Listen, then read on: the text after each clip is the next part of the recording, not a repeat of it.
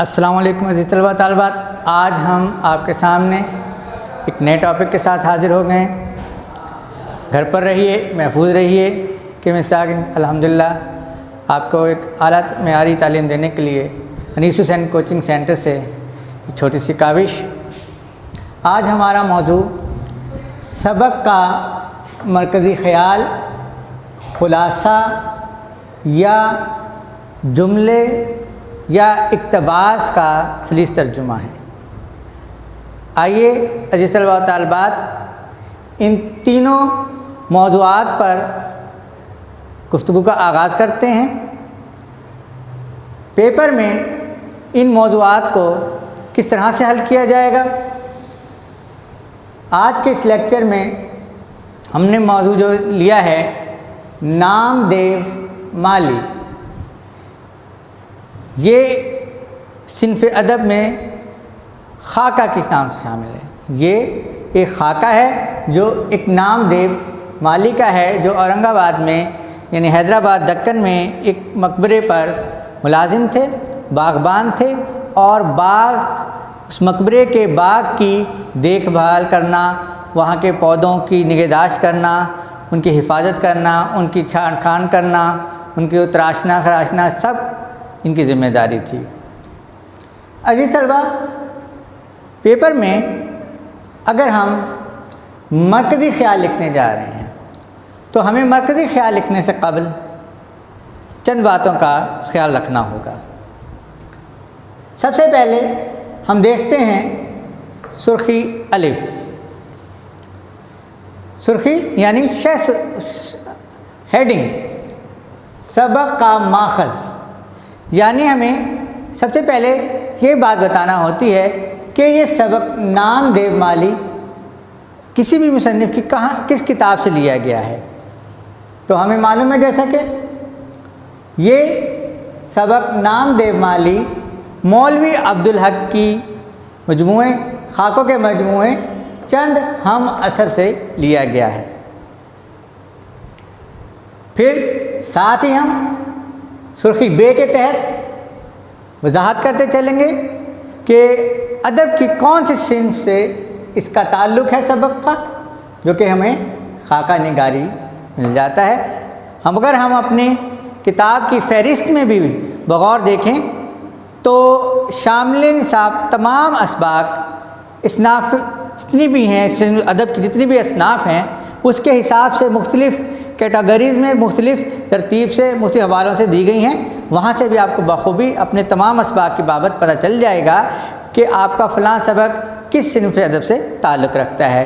آیا وہ سفر نامہ ہے، وہ داستان ہے، وہ ناول ہے، وہ ڈرامہ ہے، وہ افسانہ ہے، یا وہ خاکہ ہے، یا کوئی شاعری کی کوئی صنف ہے۔ اتنا بتا دینے کے بعد مختصراً سرخی جیم میں ہم نام دیو مالی کے مصنف کے تعارف کروائیں گے تھوڑا۔ عزیز طلبہ، انتہائی مختصراً ان 1 سے 8 سرخیوں کے تحت یہ ذیلی سرخیاں ہیں، ان ذیلی سرخیوں کے تحت ایک ایک لفظ میں یک لفظی تعارف کروا دیں گے مصنف کا۔ نام مولوی عبدالحق، ولادت 1870، میرٹھ انڈیا، ادبی مقام بابائے اردو، وجہ شہرت اردو کے لیے خدمات، کار نمایاں انجمن ترقی اردو۔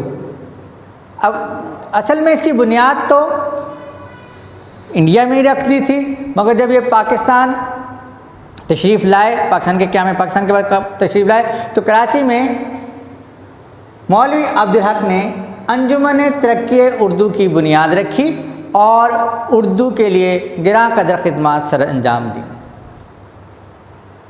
مولوی عبدالحق کو حکومت پاکستان نے 23 مارچ 1959 کو صدارتی اعزاز برائے حسن کارکردگی سے نوازا۔ یہ ان کا اعزاز تھا۔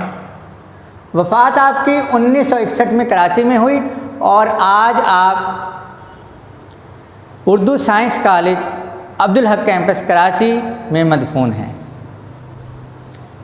آپ کا ادبی ورثہ متعدد آپ کی کتابیں ہیں جو آپ نے اردو کی خدمت میں لکھی، چند ایک کا ذکر کر دینا کافی ہوگا، جیسا کہ چند ہم اصل، نمبر 2 خطبات عبدالحق، نمبر 3 قواعد اردو، جس میں آپ نے اردو کے قواعد اور نشا پردازی کے متعلق بہت ایک بے بہا ایک علم جو ہے اس کے اندر شامل کیا ہے، جو پڑھنے والوں کے لیے اور اردو سے محبت رکھنے والوں کے لیے ایک جو ہے بحر بے کراں ہے۔ عزیز طلبہ، یہاں تک ہم نے دیکھا کہ یہ ایک سبق کا اور مصنف کا حوالہ یا مختصر سا تعارف ہے۔ عزیز طلبہ توجہ رہے، آپ کو اس سبق سے اگر ہم اس کی مشق کو دیکھتے ہیں تو اس کے مشقی سوالات میں متعدد چیزیں امتحان میں پوچھ لی جاتی ہیں۔ ان میں سردست ہمارا جو موضوع ہے مرکزی خیال، خلاصہ یا سلیس ترجمہ، کوئی ایک جملہ دے دیا جاتا ہے اور ایک اقتباس دیا جاتا ہے۔ تو یہ 4 چیزیں آج کے ہم اس لیکچر میں بحث کریں گے، لیکن ان چاروں موضوعات کو کور کرنے کے لیے ہمیں یہ جو ہے الف، بے اور جیم یہ یکساں رہے گی۔ ان تینوں جوابات میں خواہ آپ مرکزی خیال لکھ کریں، خواہ آپ خلاصہ لکھیں، خواہ آپ جو ایک جملہ دیا گیا ہے اس کی تشریح کر رہے ہیں یا اقتباس کی تشریح کر رہے ہیں، تعارف میں آپ کو یہ تینوں شے سرخیاں دینا ہوں گی، جس سے انشاءاللہ آپ کے جو جواب ہے بہت ہی عمدہ ہو جائے گا۔ اب ہم ایک ایک کر کے اس کی طرف بڑھتے ہیں۔ نام دے مالی کا مرکزی خیال، ایسے چلے سرخی تھی الف، بے، جیم، اور اب ہم آ جاتے ہیں سرخی دال، یعنی مرکزی خیال۔ عزیز طلبہ، مرکزی خیال کتنا ہو، جیسا کہ اس سے پہلے لیکچر میں ہم نے آپ کو بتایا تھا، مرکزی خیال کتنا ہونا چاہیے؟ 3 سطور پر مشتمل ہو؟ نہیں۔ 2 پر ہو؟ جی نہیں۔ کیا اس سے بھی کم ہو سکتا؟ جی ہاں۔ 1 سطر پر مشتمل ہو؟ جی نہیں۔ آدھی سطر پر مشتمل ہو؟ حتیٰ کہ ایک لفظ پر بھی مرکزی خیال ہو سکتا ہے۔ تاہم جماعت 10 کے درجہ پر اتنا ہی کافی ہوگا کہ طالب علم سبق کا بغور مطالعہ کرے، بار بار اس کو پڑھے اور پھر اس کی روح کو سمجھنے کی کوشش کرے کہ مصنف جو ہے سبق میں کیا پیغام ہمیں پہنچانا چاہتے، اس سبق کا مطمئن نظر کیا ہے۔ اس کے اندر مندرجات کو پڑھنے کے بعد طالب علم سوچے کہ مصنف ہمیں کیا پیغام دینا چاہتے ہیں، تو وہ انتہائی مختصر مگر جامع ہوگا۔ جیسا کہ آپ تختہ تحریر پر نظر دوڑائیں، اس سبق یعنی خاکہ، یہ خاکہ ہے آپ کا جس میں چند اثر سے لیا گیا ہے، میں انسانی عظمت اور بڑائی کا سرچشمہ ابتدا جہاں سے پھوٹتا ہے نکلتا ہے، سرچشمہ انسانیت اور دیگر مخلوق خدا کی بے لوث اور خلوص سے بھری ہوئی خدمت کو بتایا گیا ہے۔ انسان اپنے نیک اعمال کی بدولت ہمیشہ لوگوں کے دلوں میں جگہ بنائے رکھتا ہے۔ اس طلبہ طالبات، اگر ہم اپنی درسی کتاب میں سبق نام دیو مالی کا بغور مطالعہ کریں تو ہم دیکھتے ہیں کہ نام دیو مالی اپنی پوری زندگی پودوں کی، درختوں کی، گھاس پھوس کی دیکھ بھال، ان کی چھان ٹھان اور ان کی نگہداشت میں ہی پوری زندگی صرف کر دیتا ہے۔ اب چونکہ نام دیو مالی ہے تو باغبانی یعنی مالی کا کام ہے اس کا۔ اب یہ اللہ نے اس کو صلاحیت دی تھی، مختلف شعبہ ہے زندگی سے تعلق رکھنے والے مختلف لوگوں کو مختلف صلاحیتوں سے اللہ تعالیٰ نوازتا ہے۔ اب انسان کا یہ کام ہے کہ وہ اب اپنی ان صلاحیتوں سے بھرپور استفادہ کرے، اپنی ان صلاحیتوں کو نکھار بخشنے کے لیے، اپنی ان صلاحیتوں کو تیز کرنے کے لیے اپنے تئیں ہر ممکن کوشش عمل میں لائے۔ یہ انسان کا کام ہے۔ اللہ تبارک و تعالیٰ نے ہر انسان میں کوئی نہ کوئی خوبی رکھی ہے اور اللہ تعالیٰ ہی اس انسان کو کسی نہ کسی جگہ پر لگا دیتا ہے۔ اب انسان کا یہ اپنا عمل ہے کہ وہ اپنی تگ و دو، اپنی جد و جہد، اپنی صحیح مسلسل کوشش پہم سے کس قدر کام لیتا ہے اور اپنی صلاحیتوں کو نکھار کر نہ صرف انسانیت بلکہ دیگر مخلوق خدا، چرند پرند درند پودے، سب کی فلاح و بہبود کے لیے اپنے طور پر کام کرے۔ اور جو شخص ایسا کرتا ہے وہ دنیا میں بھی نام پاتا ہے اور اللہ کی خوشنودی بھی حاصل کر لیتا ہے، اور یہی انسان کی تخلیق کا مقصد ہے۔ عزیز طلبہ، یہ تو بات ہو گئی مرکزی خیال کی۔ میں اپنی بات کو دہراؤں گا کہ ہم نے یہاں پر سبق کا مرکزی خیال اس کی بات کی۔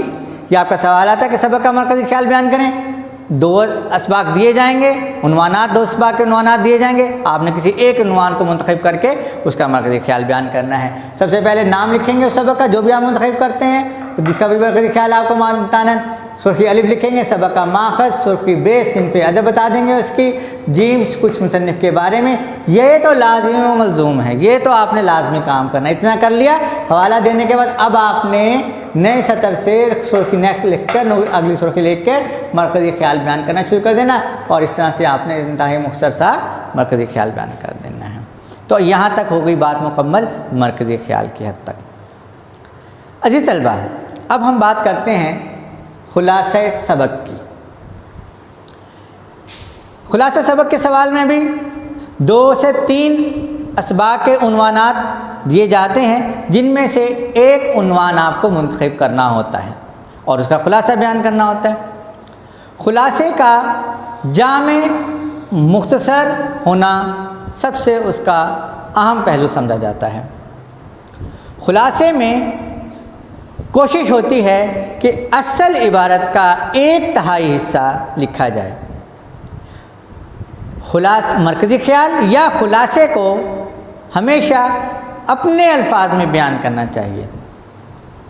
اس کے لیے پہلے مشق درکار ہے۔ امتحانات سے قبل آپ کسی بھی ایک سبق کو بغور مطالعہ کیجئے اور اس کو 3 بار پڑھیے۔ ایک نشست میں ایک سبق کو آپ 3 بار پڑھیے۔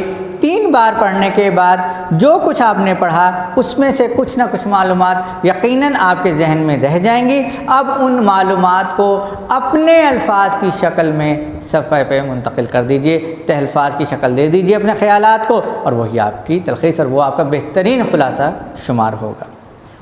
خلاصے میں اشعار لکھنا، بھرتی کے اشعار لکھنا ایک انتہائی نامناسب فعل سمجھا جاتا ہے۔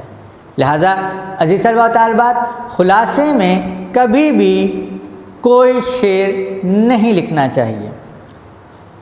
اکثر طلبہ یہی پوچھتے ہیں کہ خلاصہ کتنا ہونا چاہیے۔ اس کا جواب ہم دے چکے کہ خلاصہ اصل عبارت کا 1/3 حصہ ہوتا ہے۔ عزیز طلبہ، اب ہم بات کرتے ہیں خلاصے کی۔ تو خلاصہ بھی بھائی نہیں، جس طرح سے ہم نے مرکزی خیال کا کیا تھا، بالکل اسی طرح سے اگر اس سبق کا خلاصہ ہم لکھتے ہیں نامدیو مالی کا، تو اس طرح سے سب سے پہلے ہم نے عنوان منتخب کیا مرکزی خیال کے بجائے، اب یہاں پر خلاصہ لکھ دیا جائے گا، اور اس کے بعد سرخی الف، سبق کا ماخذ، سبق کے سین، کچھ مصنف کے بارے میں بالکل اسی طرح سے ہی یہاں تک آ جائے گا۔ اب اس کے بعد ہم اگر خلاصہ سبق کی سرخی دیں گے، خلاصہ سبق اصل عبارت کا 1/3 ہے۔ تو آئیے جس طلبہ ایک جلدی سے ہم اس کو ذرا پڑھ لیں، اور تاکہ ہمیں ایک اس کی کہانی ہمارے ذہن میں آ جائے۔ شامل نصاب یہ سبق ایک مالی جس کا نام دیو ہے، خاکہ یا شخصیت نگاری جسے کہا جاتا ہے۔ نام دیو مالی حیدرآباد دکن کے ایک باغ میں باغبانی کے فرائض انتہائی جانفشانی، لگن، ہمت اور بلند حوصلے کے ساتھ سر انجام دیتا ہے۔ پودوں کو اپنی اولاد سمجھتا ہے، ان کی دیکھ بھال شفیق والدین کی طرح کرتا ہے۔ اگر کوئی پودا مرجھا جاتا ہے مرجھا جاتا تو نامدیو اس کی دیکھ بھال نومولود کی طرح کرتا۔ نومولود ابھی چھوٹا سا پیدا ہونے والا بچہ، چھوٹا سا بچہ جو بھی چند دنوں کا ہو، جو اپنی دیکھ بھال خود نہ کر سکتا ہو، تو والدین عزیز طلبہ کس طرح اس کی نگہداشت کرتے ہیں، کتنی اس کی حفاظت کرتے ہیں، کتنی اس کی دیکھ بھال کرتے ہیں، اور اس کو ہر طرح سے آرام اور سکون پہنچانے کی کوشش کرتے ہیں، اس کی ہر طرح کی ضرورت کا خیال رکھتے ہیں۔ اور اسی طرح سے اگر کوئی انتہائی مہارت سے کاٹ چھانٹ کر کے تیار شدہ باغ اس کے اپنے کام میں مہارت اور محبت کا منہ بولتا ثبوت تھا، یعنی باغ کو اس نے انتہائی جافشانی، لگن اور ہمت کے ساتھ، انتہائی مہارت کے ساتھ اپنی پیشہ ورانہ صلاحیت کو منوایا۔ پودے کیا، درخت کیا، گھاس کیا، چھوٹے چھوٹے جڑی بوٹیاں بھی جو ہیں اپنی خوبیوں کے ساتھ وہاں پر موجود تھی۔ سوکھے کے دنوں میں، یعنی جن دنوں بارش نہیں ہو رہی تھی، پانی کے ذخائر میں کمی آ چکی تھی، بارش نہیں ہو رہی تھی، تو سوکھے کے دنوں میں اپنے پودوں کو بچانے کے لیے اپنے سر پر پانی سے لبریز مٹکے اٹھا کر لاتا۔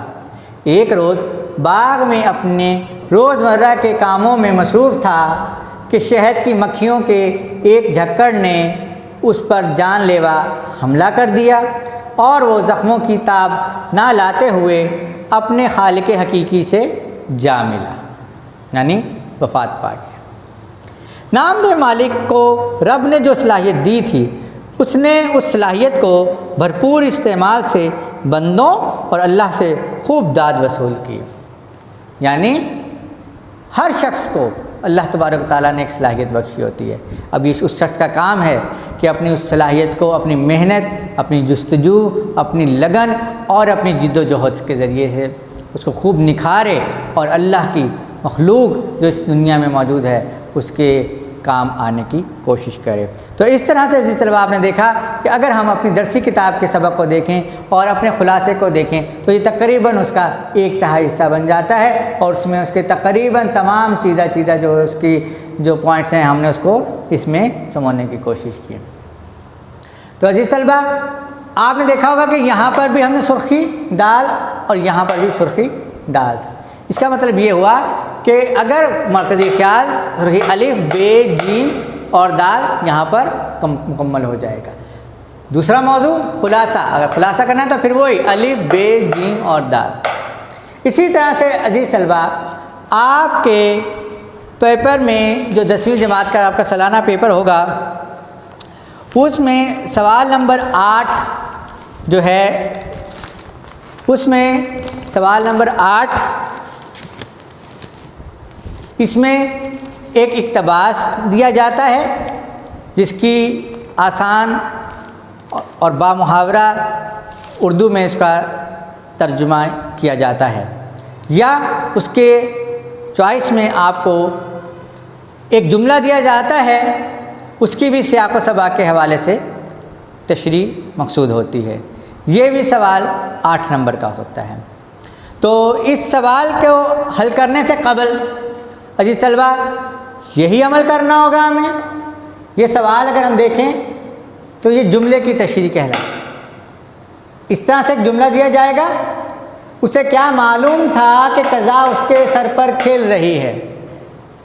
پہلے تو ہمیں اس میں سبق کا نام بتانا مقصود ہوگا کہ یہ سبق، یہ جملہ ہماری درسی کتاب کے سبق نامدیو مالی سے لیا گیا ہے، یہ حوالہ سبق ہو جائے گا، یا آپ سبق کا عنوان کہہ لیں۔ پھر اس کے بعد سبق کا ماخذ، سبق کی صنف ادب، کچھ مصنف کے بارے میں، یہ سب تحریر کرتے ہوئے الف بے جیم اور یہ دال سرخی پہ آ جائیں گے۔ اور اسی طرح سے جیسا کہ ابھی ہم نے مرکزی خیال لکھا، سبق کا خلاصہ لکھا، اسی طرح سے ہم اس جملے کی تشریح کریں گے۔ عزیز طلبہ جیسا کہ میں نے اس سے قبل آپ سے عرض کر چکا ہوں کہ آپ کو اپنی کتاب کو کھولنا ہوگا، کتاب پڑھنا ہوگی۔ کتاب میں جب آپ ایک سبق کو 2 سے 3 بار پڑھیں گے اس کے مرکزی خیال معلوم کرنے کے لیے یا اس کا سبق کا خلاصہ معلوم کرنے کے لیے، تو عزیز طلبہ یقیناً آپ پہلے ہی نظر میں جان لیں گے کہ یہ جملہ ہمارے کس سبق سے لیا گیا ہے اور اس سے قبل کیا تھا اس کا سیاق و سباق۔ اسے کیا معلوم تھا کہ قضا اس کے سر پر کھیل رہی ہے، قضا موت، اسے کیا معلوم؟ اسے کسے؟ نامدیو مالی کو۔ جیسا کہ ہم نے نامدیو مالی کی ذاتی خصوصیات کے بارے میں ابھی پڑھا کہ وہ ایک انتہائی محنتی، اپنے فرائض کی سر انجام دہی، انتہائی جانفشانی، جان نکال کر لگن، ہمت اور بلند حوصلے کے ساتھ سر انجام دیتا تھا، اور اپنے کام میں اس قدر مصروف رہتا تھا کہ اس کو اپنے دیگر مالی جو ساتھی مالی تھے ان کے ساتھ گفتگو کرنا یا ان کے ساتھ وقت بتانا بالکل بھی پسند نہ تھا۔ وہ اپنے کام میں مصروف رہتا تھا، وہ اپنے پودوں میں، ان کی آبیاری میں، ان کی چھانٹ کھانٹ میں اس قدر مصروف رہتا تھا کہ اس کو اپنے گرد و نواح میں ہونے والے کسی بھی واقعے کی خبر نہ رہتی تھی۔ اور اس روز بھی یہی ہوا کہ ایک وہ بیٹا اپنا کام کر رہا تھا، اپنے پودوں کی دیکھ بھال کر رہا تھا، پودوں کو صحیح کر رہا تھا کہ درختوں پہ لگے ہوئے کسی ایک چھتے سے مکھیوں کا ایک بہت بڑا جھکڑ اٹھا اور اس نے وہاں پر موجود تمام مالیوں پر حملہ کر دیا۔ باقی مالی جو ان کو دیکھ پائے وہ تو اپنی جان بچا کر بھاگ گئے، یہ یعنی نامدیو مالی چونکہ اپنے کام میں مصروف تھا، اس قدر اس انہماک سے اپنا کام کر رہا تھا کہ اس کو خبر نہ ہوئی، اور وہ مکھیوں کا جھکڑ موت کی صورت میں اس کو جھپٹا اور بری طرح سے اس کو نڈھال کر دیا، بے دم کر دیا اور اس کو شدید زخمی کر دیا۔ بہرحال اس کو علاج کے لیے ہسپتال لے کے جایا گیا، لیکن وہ وہاں پر زخموں کی تاب نہ لاتے ہوئے اپنے خالق حقیقی سے جا ملا۔ تو عزیز طلبہ، اس طرح سے آپ مختصراً جملے کی وضاحت کر دیں گے۔ جملے کی وضاحت یا جملے کی تشریح میں نے نہیں لکھی، میں نے آپ کے سامنے اس کو بیان کر دیا، لیکن جملے کی تشریح سے قبل اس طرح سے پہلے جملہ لکھا جائے گا، پھر سبق کا عنوان اور اس کے بعد یہ ذیلی سرخیاں اور اس کے بعد آپ جملے کی تشریح کر دیں گے۔ تو عزیز طلبہ، آپ نے دیکھا کہ آج ہم نے 3 اپنے موضوعات کا احاطہ کیا۔ عزیز طلبہ، اب آپ اپنے گھر پر ان تینوں موضوعات کو الگ الگ صفحات پر لکھیے اور لکھ کر اس کی مشق کیجیے، تو انشاءاللہ امتحانات میں آپ کو کسی قسم کی دشواری کا سامنا نہ کرنا پڑے گا۔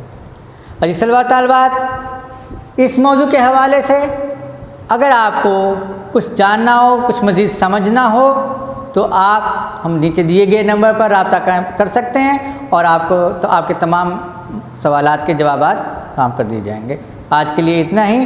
گھر رہیے، محفوظ رہیے، گھر پر رہتے ہوئے اپنی پڑھائی کو زیادہ سے زیادہ وقت دیجیے، اپنے دیگر مشاغل کی طرح اپنی پڑھائی کو بالکل نہ بھولیے گا، کیونکہ اسی نے ہی آپ کے مستقبل میں آپ کا ساتھ دینا ہے۔ والسلام۔